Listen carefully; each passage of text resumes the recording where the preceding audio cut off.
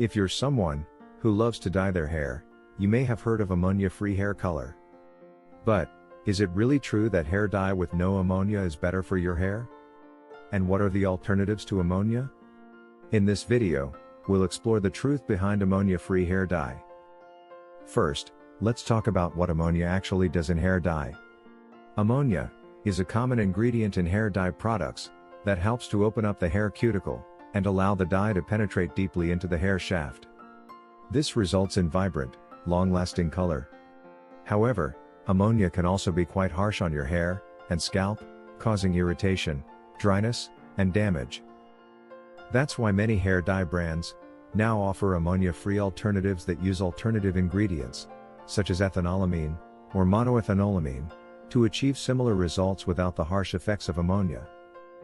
However, it's important to note that not all ammonia-free hair dyes are created equal.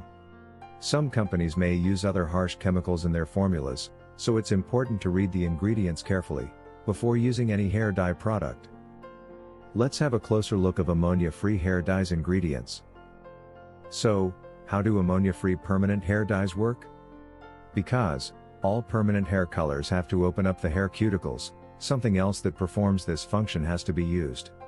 If ammonia is not used, ethanolamine is used instead. What is ethanolamine? Ethanolamine is also a corrosive chemical. It has to be in order to fulfill the same function, opening up the hair cuticles. It is not surprising that ethanolamine has an ammonia-like smell, too, although the smell is not as strong as ammonia.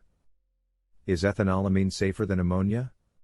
Because ethanolamine is a newer chemical, it has not been evaluated for cancer risks yet. There is evidence, though, that ethanolamine might increase the risk of birth defects, which is a big deal. It is recommended that if you are pregnant, or planning to become pregnant, avoid using ammonia-free hair colors.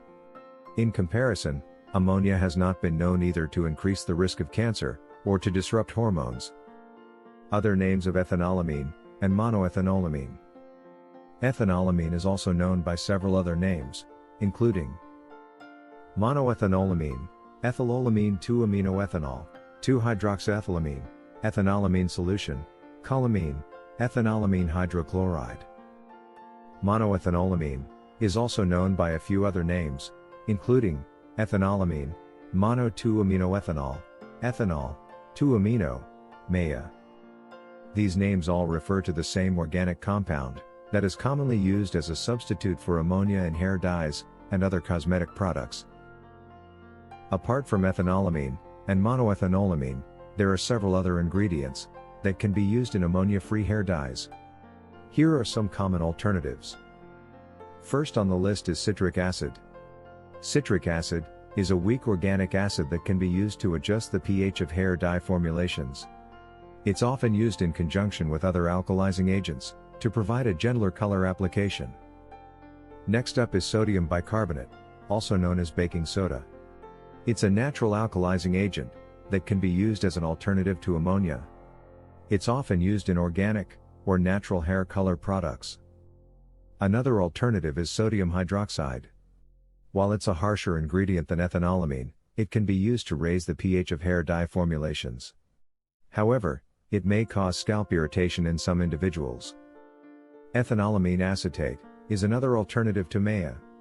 It's a milder alkalizing agent that is often used in conjunction with other alkalizing agents.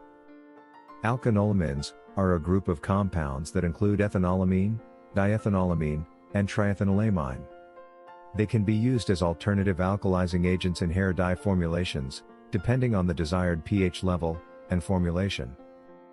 Decyl glucoside is a gentle, plant-based surfactant that can be used to help the hair dye penetrate the hair shaft. It's often used in conjunction with other alkalizing agents to provide a gentler color application.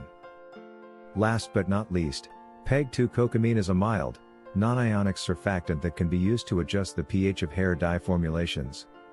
It's often used in conjunction with other alkalizing agents to provide a gentler color application.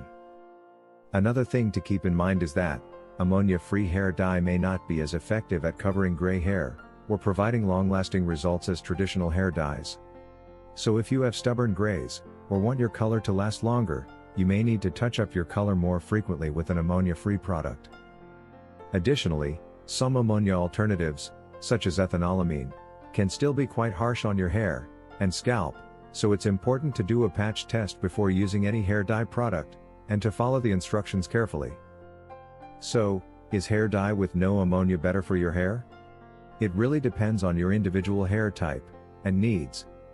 But one thing is for sure, with the wide range of ammonia-free hair dye products now available on the market, it's easier than ever to find a hair dye that suits your needs and helps you achieve the perfect look.